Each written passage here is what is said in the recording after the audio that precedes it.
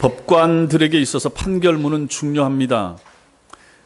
그 재판정에 있는 피고가 중요하죠. 자신의 재산과 자신의 몸의 향방이 결정되기 때문에 판사의 판결문은 중요합니다.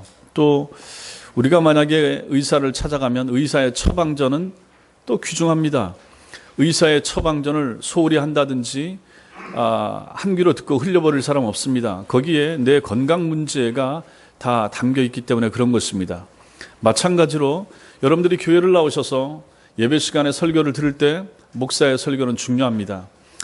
앞에 판사의 판결문이나 의사의 처방전 같으면 약간의 손해나 어느 정도 시간이 지나면 회복된다든지 육체적인 좀 어려움이나 힘들면 끝입니다. 그러나 설교를 잘못 들어서 영혼이 망가지고 설교를 함부로 들어서 그 말씀이 우리 영혼에 유익이 없고 설교를 흘려 들어서 바르게 배움으로 말미암아 영혼이 견고하게 되고 회심하게 될 기회를 놓쳐버리면 그것은 참으로 무서운 비극적인 일이 된다 하는 것입니다.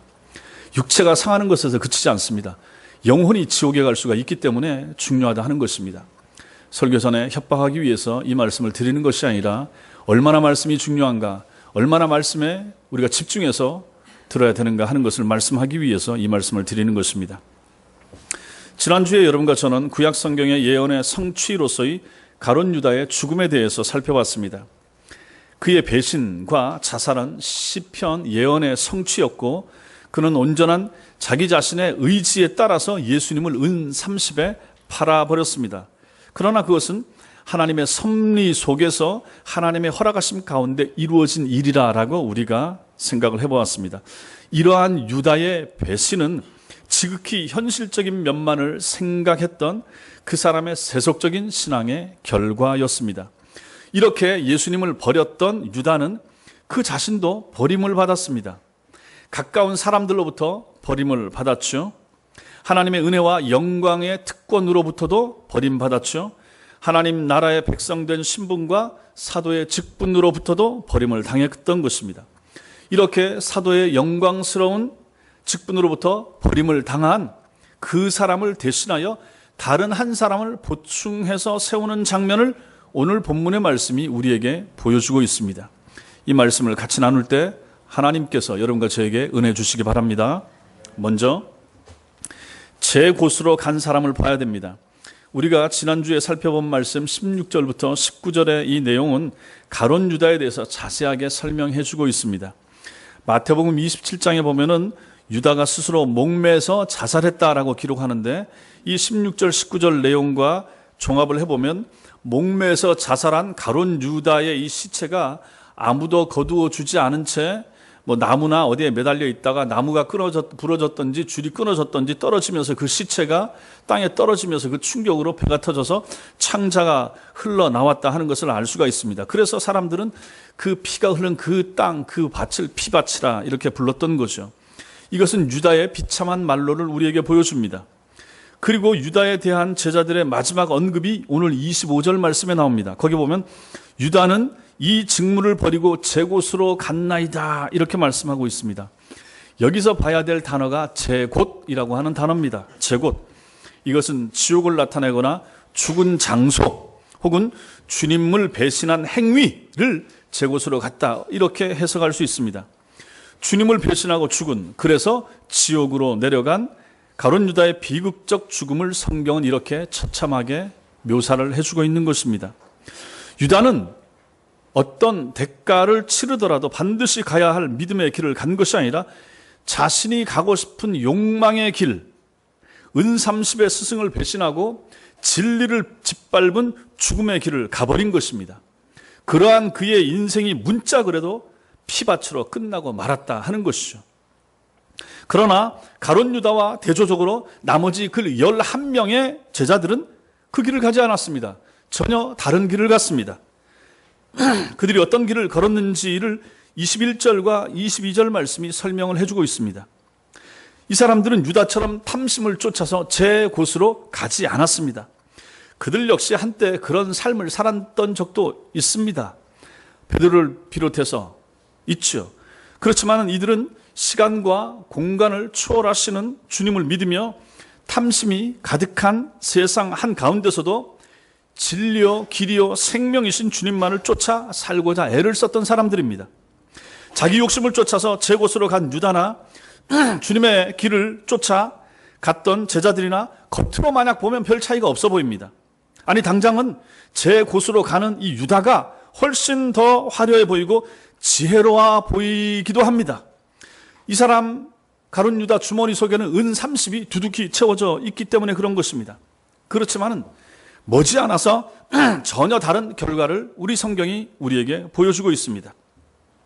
시간이 흘러서 제자들은 영원한 사도행전의 주역으로 높임을 받으면서 사도행전에 그 이름이 빛나게 기록되어 있는 반면에 피밭을 제 곳으로 삼고 비참하게 인생을 마감한 유다는 우리 인류 가운데 가장 저주받는 이름의 대명사로서 성경에 나타나고 있기 때문에 그런 것입니다. 이렇듯이 결과는 하늘과 땅에 큰 차이를 보이고 있지만은 그 원인은 어떻게 보면 지극히 간단했다 하는 것입니다. 원인이 왜 이렇게 둘이 다 달라졌습니까? 가룟 유다와 그 나머지 11명의 차이가 무엇입니까? 어디에서 이런 큰 결과가 나타난 것입니까? 주님을 향한 믿음 유무인 거죠. 주님을 향한 믿음이 있었는가? 그렇지 못한가? 그 차이가 되는 것입니다. 주님을 향한 믿음을 다 잃어버린 가룟 유다는 자설로서 생을 마감해 버렸지만 그로부터 사흘 후에 주님께서는 화려하게 부활하셨던 것입니다. 어떻게 따지면 가룟 유다는 사흘 앞을 내다보지 못한 거죠. 그 사흘을 기다리지 못한 것입니다. 만약에 이렇게 생각한다면 사흘만 기다렸더라면, 그냥 단순하게 생각한다면 그 예수님의 화려한 부활을 만약 이 사람이 팔지 않았더라면 다른 누군가를 또 누군가가 팔았겠죠. 어쨌든 하나님께서는 그 일을 계획하신 것이고 그때 주님의 부활을 보지 않았겠습니까? 그런데 가룟 유다는 그렇지 못했다는 것입니다.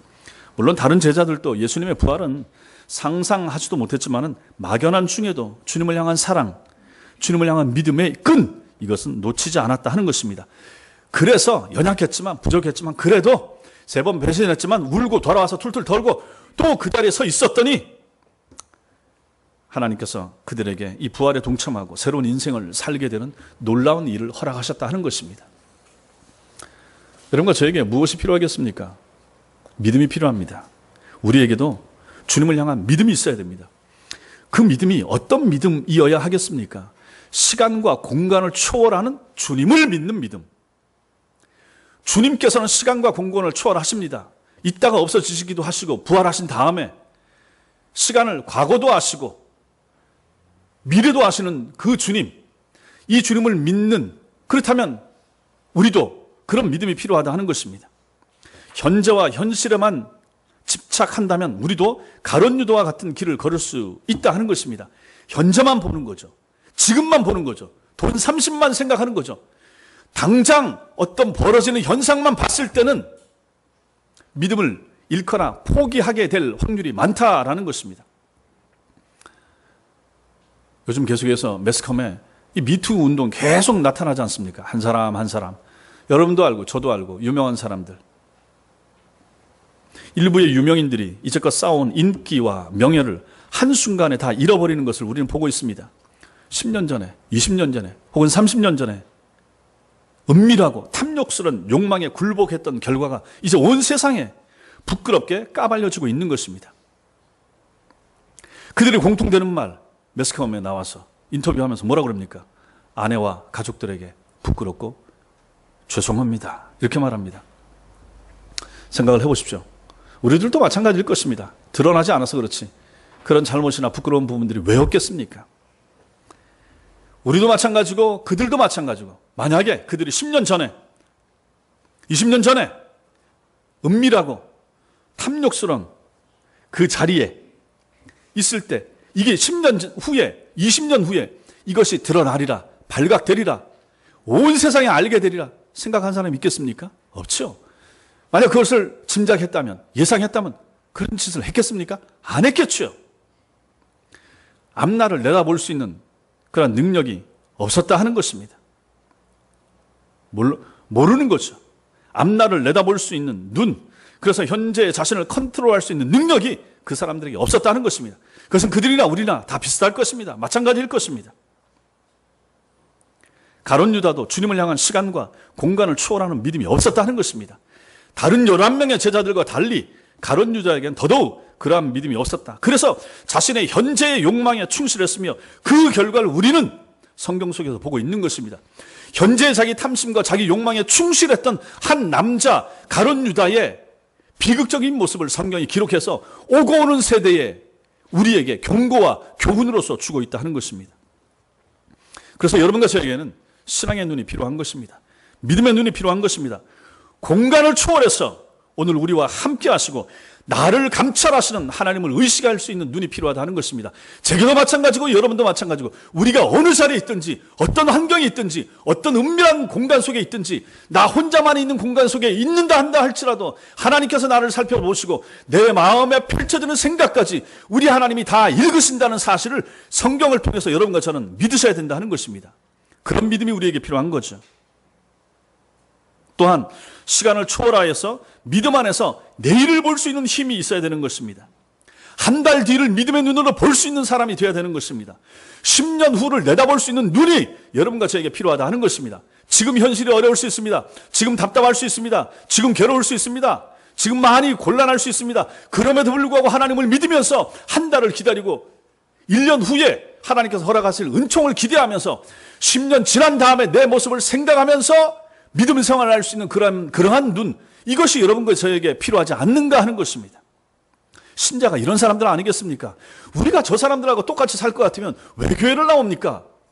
우리가 저들같이 똑같이 반응할 것 같으면 예수 믿는 이득이 도대체 뭐란 말입니까? 당장 현실이 어렵고 당장 현실이 막혔어도 내일을 보면서 하나님의 능력과 도우심을 기대하면서 한 달 후를 생각하면서 1년이 지난 다음에 내 모습과 우리 가정의 모습을 상상하면서 하나님의 자비하심을 기대하면서 기도하면서 그러면서 살아가야 될 사람들이 신자 아니겠습니까? 그래서 믿음이 필요하다는 것입니다. 그런 믿음의 눈이 있다 그러면 오늘 우리는 우리 자신의 욕망과 탐심을 절제할 수 있을 것입니다. 저도 마찬가지고 여러분도 마찬가지고 지금 더 갖고 싶은데 지금 더 먹고 싶은데 지금 내가 저곳에 가고 싶은데 지금 내가 저것을 취하고 싶은데 성경이 금하고 있다. 그러면 금해야 되는 거죠. 이것을 취한 다음에 나에게 닥칠 그 아픔과 그 부끄러움과 그 잘못된 어떤 모습과 상황을 생각할 줄 알아야 된다 하는 것입니다. 말씀에서 금하면 가지 말아야 되는 거죠. 십계명에서 하지 말라 그러면 하지 않도록 몸부림치면서 해야 되는 거죠. 네 눈이 잘못됐으면 빼라 라고 말씀하지 않습니까? 네 발이 잘못된 곳으로 가면 잘라버리고 지옥에 가지 않고 천당에 가는 것이 낫다라고 우리 예수님께서 말씀하지 않습니까? 아니 이 말씀을 안 읽으신 분이 있습니까? 성경 읽을 때마다 마태복음 볼 때마다 다 보시잖아요. 왜 나에게 왜 우리에게 적용하지 않습니까? 적용하셔야 됩니다. 죄는 악은 그 모양이라도 하지 말라 그랬습니다. 그 모양이라도 비슷하면 하지 말아야 되는 거예요. 누가요? 성도는 여러분과 제가 다 마찬가지라는 것입니다. 그런 믿음이 여러분과 저에게 필요한 것입니다. 그런 믿음의 눈이 있다 그러면 죽음의 골짜기 지옥의 자리로 우리는 걸어가지 않을 것입니다. 모르니까 가죠. 이런 일이 생길지 모르니까 그런 짓을 한 거예요. 그러나 오늘 젊은이든지 나이 드신 분들인지 생각하십시오. 하나님께서 만약에 그 길로 가고 돌이키지 않는다 그러면 부끄럽게 우리를 세상 앞에 사람들 앞에 가족들 앞에 내동댕이 치시는 하나님의 심판과 진노의 날이 있을 수도 있다 하는 것입니다. 여러분들이 이런 믿음의 눈을 소유하실 수 있게 되길 바랍니다. 두 번째로 봉사의 곳으로 가는 사람이 있습니다. 가룟 유다는 3년이나 주님을 쫓았음에도 불구하고 비극적인 최후를 맞이했습니다. 주님과 함께 있었음에도 불구하고 자기 욕심에 이끌려 스스로 목을 메고 자살하는 어리석은 인간의 대표자로 성경이 보여줍니다. 그래서 마가의 다락방에 모여있던 제자들과 성도들은 자살한 유다를 대신해서 사도 한 명을 보충해야 했습니다. 이에 사도로 선출될 수 있는 자격을 베드로가 직접 밝혔는데 그것이 21절과 22절입니다. 같이 읽겠습니다. 21절, 22절 같이 읽겠습니다. 시작. 이러함으로 요한의 세례로부터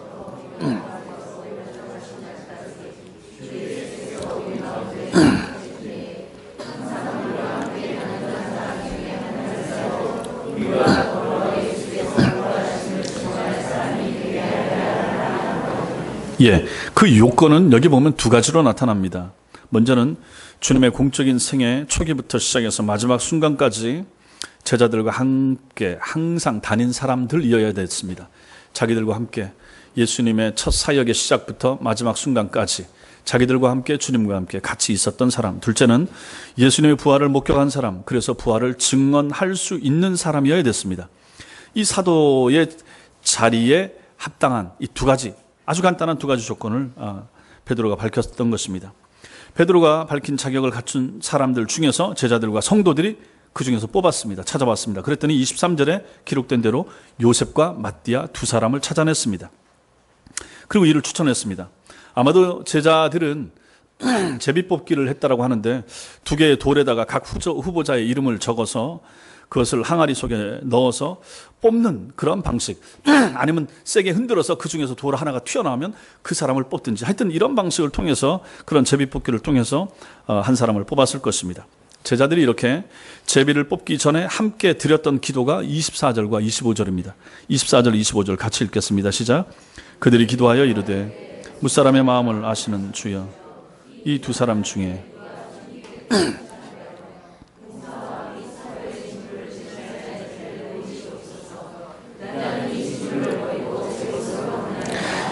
예, 여기 직무가 나오죠. 이 직무로 번역된 헬라어가 토포스라고 하는데 이게 장소를 나타내는 곳 혹은 자리, 그것을 의미합니다. 그 뒤에 대신하다, 이건 취하다라는 뜻입니다. 그래서 이 구절을 원문에 충실하게 번역을 해보면 이 두 사람 중에 누가 주의 택하신 바가 되어 봉사와 사도의 곳, 봉사와 사도의 자리를 취할지를 보이시옵소서, 이렇게 기도한 것이 되는 거죠. 여기서 사도가 된다 하는 것을 봉사의 곳을 취하는 것으로 이렇게 표현하고 있습니다. 가룟 유다가 제 곳, 제 자리로 간 것과 대비하기 위해서 이 표현을 누가가 쓰고 있는 것입니다. 유다가 자기 욕심에 이끌려서 제 곳, 제 자리로 갔다가 끝내 비극적인 마지막을 보냈다면, 나머지 제자들은 자기 욕망이나 욕심을 버리고 봉사의 곳, 봉사의 자리에서 헌신하며 살았던 것입니다. 후에 여기 봉사와 사도의 직무 중에 이 봉사의 직무는 새로 만들어진 집사들에게 위임이 되고 있는 것을 사도행전 6장 3절에서 우리가 볼 수가 있습니다. 그래서 이 봉사는 집사직을 가리키고 사도는 사도직을 가리키게 되는 것입니다. 본래 집사라고 하는 말은 흔히 오해하듯이 이게 특별한 직책을 가리키는 것이 아니라 봉사자를 일컫는 단순한 호칭이었습니다. 그래서 봉사를 뜻하는 이 헬라어 디아코노스는 집사로도 번역이 되지만, 이 단어는 섬기는 자, 하인, 일꾼, 사환, 이런 단어도 이렇게 번역이 되는 것입니다.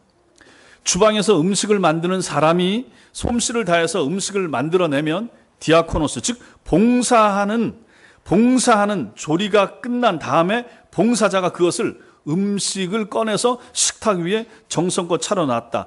그때 이 사람의 하는 일, 그것이 바로 봉사가 된다 하는 것입니다. 만약에 그 사람이 음식점의 요리사나 웨이터라 그러면 그 사람의 행위를 봉사라고 하지 않습니다. 왜냐하면 그 사람은 돈 받고 하는 사람이잖아요. 그는 자신의 행위에 대한 대가를 받기 때문에 그런 것입니다. 그러나 성경이 언급하는 봉사, 서비스는 어떤 경우에도 보상을 요구하지 않는다라고 하는 것입니다. 또 만약에 자기가 먹으려고 자기만을 위해서 음식을 만들고 식탁을 차리면 그것도 역시 봉사라고 표현할 수가 없습니다. 아무리 정성을 다 기울였다고 해도 봉사가 무엇이냐? 봉사는 본질적으로 다른 사람을 위한 행위가 되는 것입니다. 다른 사람을 위한 행위가 봉사인 거죠. 교회 일꾼, 교회 교역자, 재직, 교사, 이런 사람들은 다 봉사를 위해서 부름을 받았습니다. 물론 교육자인 경우에는 거기에 이제 전무하다 보니까 교회에서 사례비 명목으로 주지만은 기본적으로는 다 그런 거 없이 하는 것이 성경적인 모습이라 하는 것입니다. 교회의 모든 직분자들은 자신의 영광이나 기쁨이나 유익을 위해서 일하지 않고 타인을 위하여, 성도들을 위하여, 그리고 궁극적으로는 하나님을 위하여 섬기고 충성하고 일하는 사람들이 바로 그들입니다. 11명의 제자들, 그리고 사도로 보충된 이 마띠아는 이러한 봉사의 직무에 충실했던, 봉사의 곳, 봉사의 자리로 갔던 사람들입니다. 그들은 땅에서의 대가를 기대하지 않았습니다. 그래서 하나같이 순교로 다 그 제자들이 삶을 다 마감합니다. 사도 요한 빼놓고 전부 다 순교를 당했습니다. 오늘 이렇게 해서 세움을 받은 마띠아는 지금의 터키 위쪽에 있는 조지아 공화국이 있습니다. 그 공화국 쪽으로 가서 복음을 전하다가 돌에 맞아서 순교했다, 이렇게 전해주고 있습니다. 오늘 교회의 직분자들도 이런 삶을 사셔야 됩니다. 모든 교역자, 재직, 교사, 부장님들은 땅에서의 대가를 기대해서는 안 됩니다. 사람들이 몰라줄 수 있습니다. 인정받지 못할 수도 있습니다. 그러나 순수하고 깨끗한 마음으로 섬기고 충성하셔야 됩니다. 하나님이 보신다. 내가 하나님 앞에서 일한다. 하나님이 나를 사랑하시고 하나님이 나를 부르셨고 하나님께서 나를 직분자로 세워주셨으니 그 하나님 앞에서만 일한다라고 하는 마음과 정성과 자세가 필요한 것입니다. 헌금도 마찬가지입니다. 그런 차원에서 우리 교회에서는 따로 헌금자의 이름을 부른다든지 주보에 낸다든지 하지 않습니다. 하나님 앞에서 하시는 것입니다. 하나님 앞에서의 충성과 하나님 앞에서의 헌신과 하나님 앞에서의 봉사입니다. 사람이 대신해서 갚아주지 않습니다. 그런 신앙을 가지고 우리가 믿음 생활을 할 때 우리는 바르게 주님을 섬기게 될 수가 있다 하는 것입니다. 봉사의 자리, 봉사의 곳, 여러분과 제가 있을 자리, 그 자리가 바로 거기라라는 것입니다. 마지막 세 번째로 무사람의 마음을 아시는 주님이 나옵니다. 주님께서 승천하신 뒤에 마가의 다락방에서 기도하던 제자들과 성도들은 가룟 유다로 인해서 결혼이 된 사도 한 명을 제비를 뽑아서 보충하고자 했습니다. 그 일을 위해서 그들이 함께 드렸던 기도가 우리가 같이 읽었던 24절과 25절에 나오는 내용입니다. 자, 거기서 24절 앞부분에 보시면 그들이 기도하여 이르되, 합심해서 기도하면서 하나님을 호칭하는 호칭이 무엇이 나옵니까? 무사람의 마음을 아시는 주여 하고 나옵니다. 이 사람들이 120명 정도 됐습니다. 이 모임에서 신약교회가 탄생하게 되죠. 그러므로 이때 이들의 행동 하나, 또 말 한마디, 이게 전부 다 중요합니다. 그 교회의 역사가 되고 그것들이 다 기록돼서 성경 속에 남겨지게 되기 때문에 중요한 것입니다.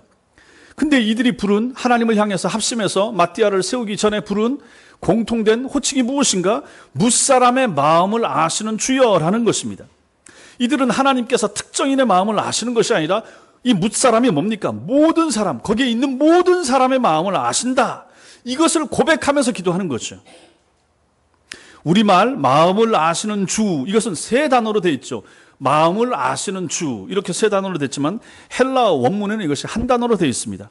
카르디오 그노스타, 이렇게 됩니다. 카르디오 그노스타, 카르디오 그노스타, 한 단어.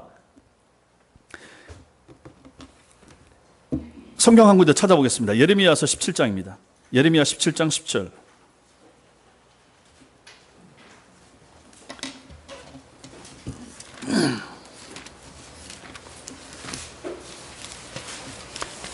예레미야 17장 10절, 구약성경 1077페이지. 마음에 대해서, 무사람의 마음을 아시는 주와 연결되는 구약 성경 구절 두 군데를 찾아보겠습니다. 예레미야 17장 10절, 1077페이지. 성경을 찾아서 읽으면서 확인하면서 여러분들이 확신을 가지셔야 됩니다. 예레미야 17장 10절 같이 읽겠습니다. 시작. 나 여호와는 심장을 살피며 폐부를 시험하고 각각 그 행위와 그의 행실대로 보응하나니. 여러분, 이 말씀 믿습니까? 우리의 하나님이 이런 분이시다 하는 것입니다. 우리 마음 자체를 읽으시고 아시고 우리의 행위와 우리의 행실대로 하나님께서 보응하신다, 갚으신다 하는 것입니다. 한 군데 더, 역대상 28장입니다. 앞으로 쭉 가셔서 역대상, 열왕기 다음에 역대상.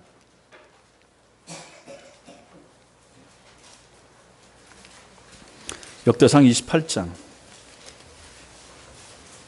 9절.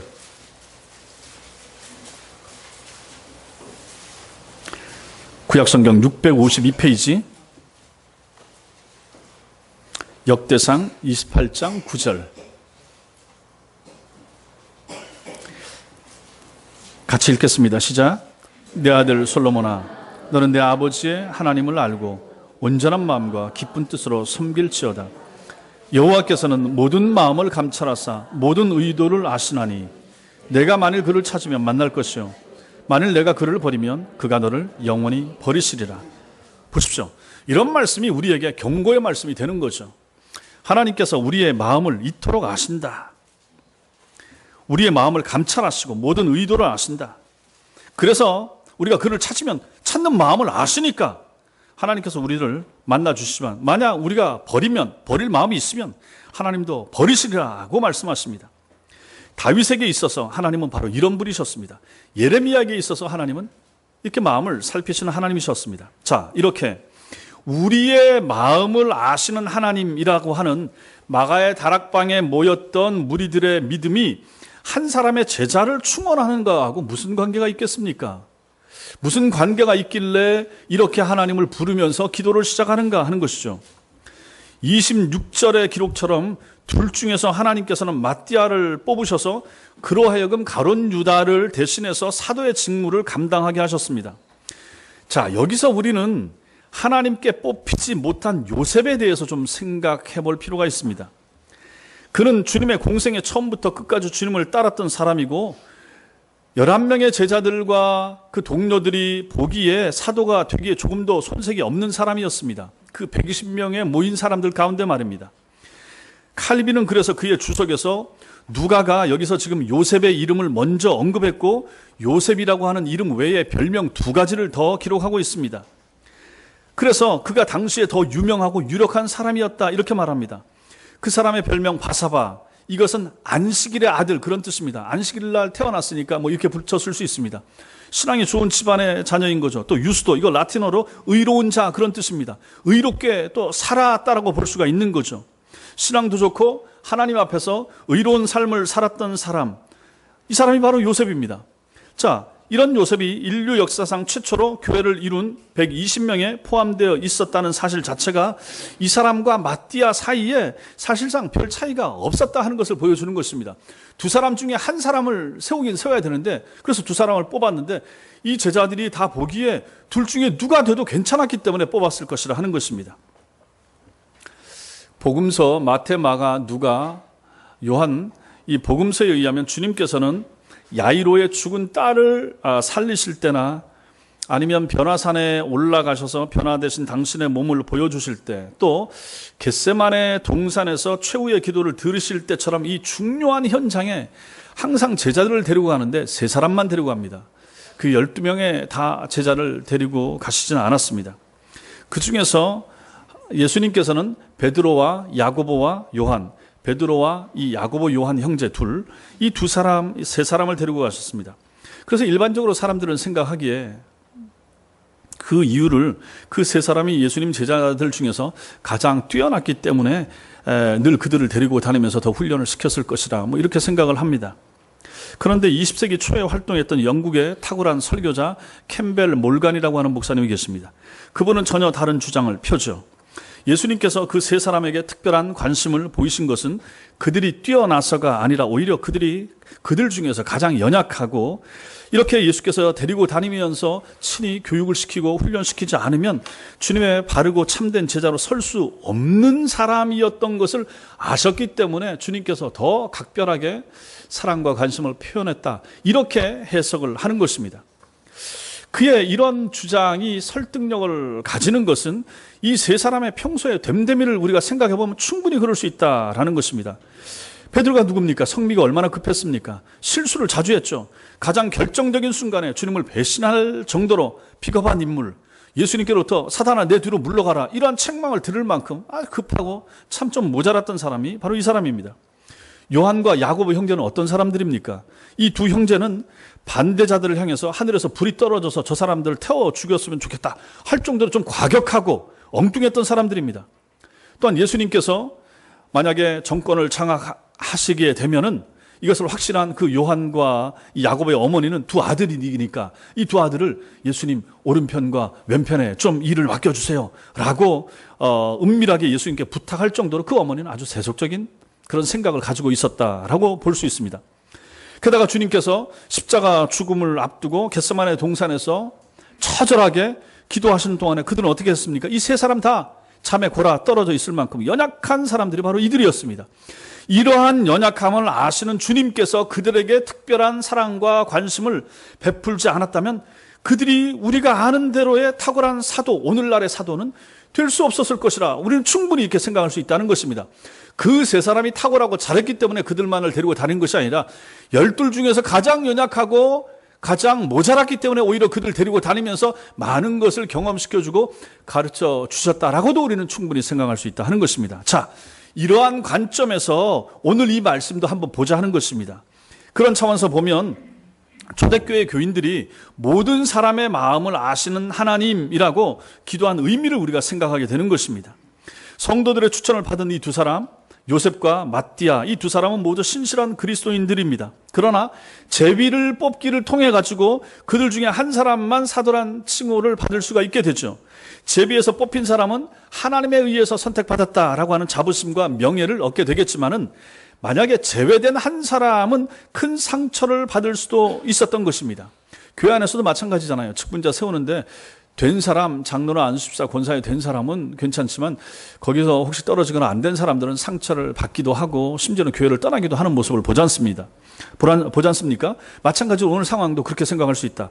그 상황에서 두 사람을 추천한 초대교회 교인들은 모든 사람의 마음을 아시는 하나님께 그 둘 중에 한 사람을 택해 주시기를 기도드렸고, 그래서 그때 하나님께서는 그 응답으로 마띠아를 택하셨다 하는 것입니다. 자, 여기서 캠벨 몰감 목사님의 관점으로 보면 하나님께서는 요셉의 마음보다 마띠아의 마음이 더 연약하고 약했다 하는 것을 아셨다 하는 것입니다. 요셉은 사도란 칙함이 없이 거기서 떨어져도 평신도로서 충성하면서 살아갈 수 있는 굳건한 중심과 신앙이 있었지만은 마띠아는 만약에 제비에서 탈락되면 그것을 받아들이기에 좀 어렵고 약한 심성이었다 하는 것을 하나님께서 아셔서 마띠아를 택해 주신 것으로 우리는 이해할 수 있다 하는 것입니다. 한마디로 하나님께서는 제비에서 뽑힌 마띠아보다 탈락한 요셉을 더 신뢰하셨다라는 것입니다. 저는 이것이 충분히 가능성이 있는 해석으로 받아들인다 하는 것입니다. 두 사람 중에 더 잘난 마띠아가 뽑힌 것이 아니라 더 하나님 보시기에 연약하고 못난 사람을 하나님께서 오히려 뽑으셔서 그들 무리 가운데 가입시켜서 이 일을 시키신 것으로 우리가 본다 하는 것입니다. 자, 여기서 핵심이 무엇입니까? 사람의 마음을 안다 하는 것입니다. 하나님께서 이 두 사람의 마음의 상태를 너무나도 잘 아신다. 그러니까 하나님께서 뽑으시는 거죠. 그 하나님께 뽑도록 맡긴다 하는 것입니다. 핵심은 하나님께서는 우리 모두의 마음까지 세밀하게 아시고 판단하신다는 이 사실을 말하고자 하는 것입니다. 여러분과 저의 마음의 상태까지 하나님이 아신다 하는 것이죠. 우리 중에 지금 자신의 계획이 어긋나서 어려움을 당하고 계신 분이 있을 수 있습니다. 전혀 예기치 못한 상황 가운데서 힘들어하시는 분이 혹시 계실 수도 있습니다. 뜻밖의 시련과 고난이나 아니면 주체할 수 있는 슬픔 가운데 혹시 놓여 있는 분도 있을 수가 있습니다. 이럴 때 하나님께서 카르디오 크노스타, 우리 모두의 마음을 아시는 주라고 하는 사실을 잊지 마시라 하는 것입니다. 하나님께서 우리 마음을 아신다. 내 마음을 아신다. 내 상처받은 마음을 아신다. 내 직장에서 스트레스 받는 내 마음을 아신다.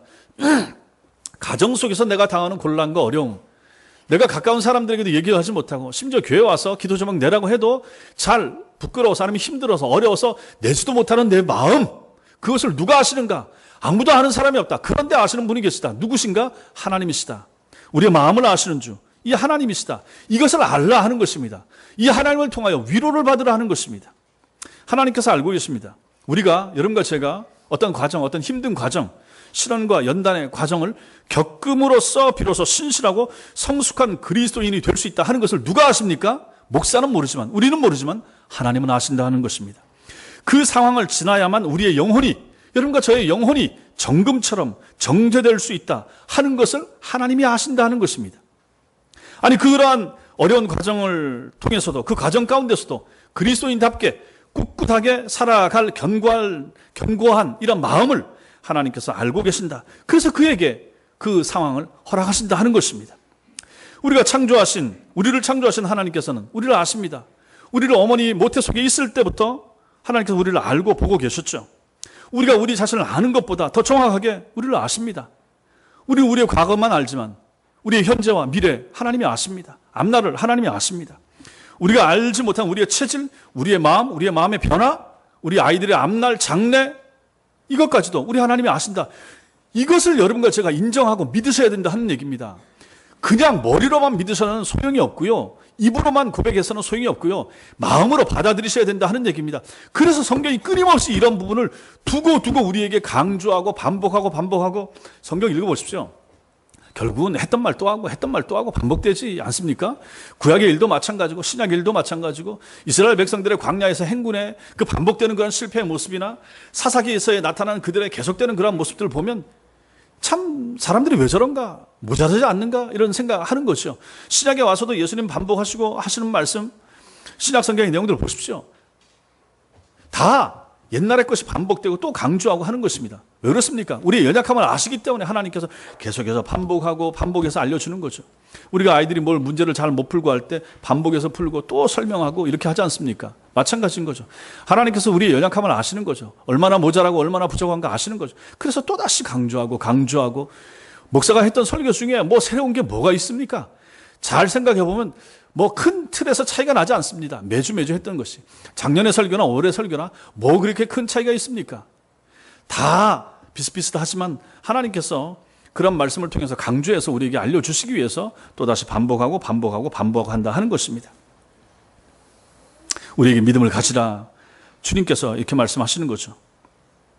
하나님의 신실하심과 변함없는 사랑과 언제와 하나님께서 나와 우리와 함께 하신다 하는 사실을 믿으시라 하는 것입니다. 우리는 어떻습니까? 환경을 가지고 하나님의 복의 유무, 환경을 통하여 하나님이 나를 사랑하시는가 안 사랑하시는가 자꾸 판단하려고 그러는 거예요.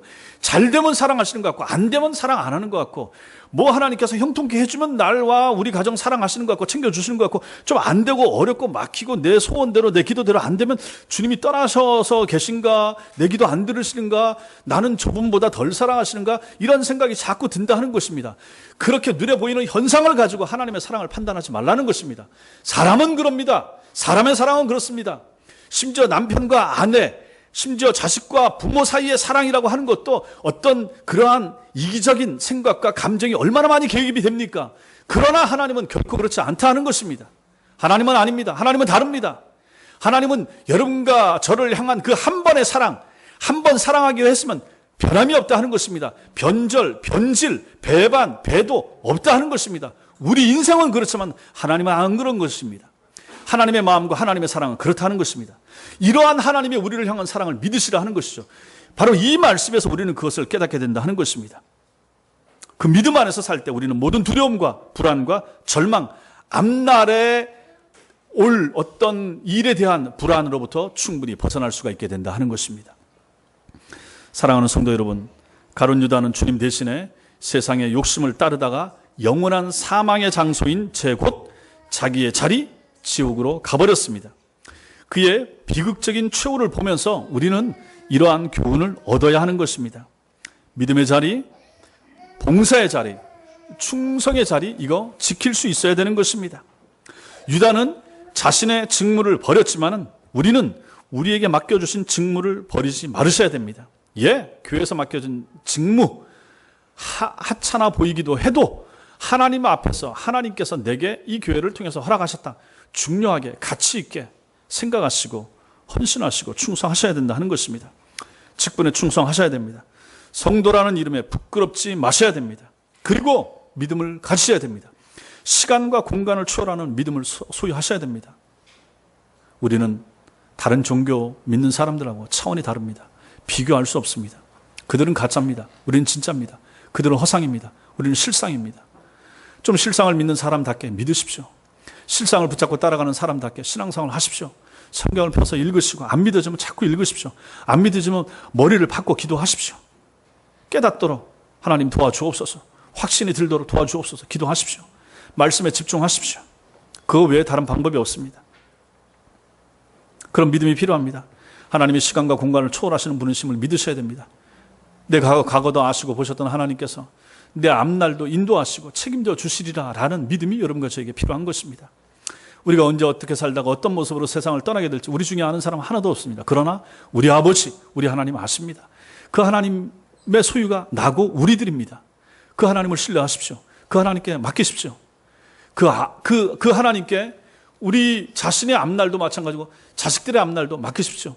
자식들을 내 뜻대로 내 마음대로 키우려고 애쓰지 마시고 하나님께 맡기십시오. 내 마음대로 내 뜻대로 잘 안 되지 않습니까? 가장 가까운 사람도 안 되지 않습니까? 아이들이 어려울 때는 어느 정도 되지만 크면 안 됩니다. 어렵습니다. 저도 그것을 체험하고 경험하지 않습니까? 우리도 그러면서 자라왔지 않습니까? 하나님께 맡기셔야 됩니다. 하나님이 하십니다. 하나님이 하시면 완벽하게 해주십니다. 우리가 하면 어설픕니다. 우리가 하면 실수하고 실패합니다. 그러나 우리 하나님은 그런 분이 아니십니다. 그러므로 맡기셔야 됩니다. 그때 필요한 것이 믿음인 것입니다. 1년 후, 5년 후, 10년 후를 내다보면서 믿음 생활을 하셔야 되는 것입니다. 좀 천당갈 생각하시면서 믿음 생활을 하시라 하는 것입니다. 그냥 당장의 모습 보면서 신앙생활 하지 마시고요. 당장의 모습, 당장의 현실에 발붙이고 살지만은 앞날을 보시면서 믿음 생활을 하시라 하는 것입니다. 내가 이렇게 살아도 주님 앞에 설 수 있을 것인가? 내가 이렇게 믿음 생활을 해도 주님 앞에서 정말 당당하게 설 수 있을 것인가? 5년 후에, 10년 후에, 20년 후에 주님이 나를 부르시면 내가 주님 앞에 서서 칭찬받으면서 하나님 나라 들어갈 수 있을 것인가? 생각하시면서 좀 믿음 생활을 하시라 하는 것입니다. 한국교회 그런 믿음 가진 사람들 제가 봤을 땐 많지 않습니다. 그냥 삽니다. 그냥 교회 나갑니다. 그냥 믿음 생활 합니다. 그래서 열심도 없고 뜨거운 것도 없고 충성도 없고 봉사도 없고 헌신도 없고 그렇게 신앙생활을 하셔서 안 된다 하는 것입니다. 하나님 우리의 환경을 아시고 형편을 살피시는 분이십니다. 하나님 우리의 몸도 살피시고 마음도 아시는 하나님이십니다. 이 하나님을 믿고 의지해야 됩니다. 내 속에 종양이 생기고 뭐 일어나고 하는 거 내가 어떻게 할 수 있습니까? 광명에 있는 가까운 친구 목사님 사모님이 자꾸 최근에 와서 아프시더라고요.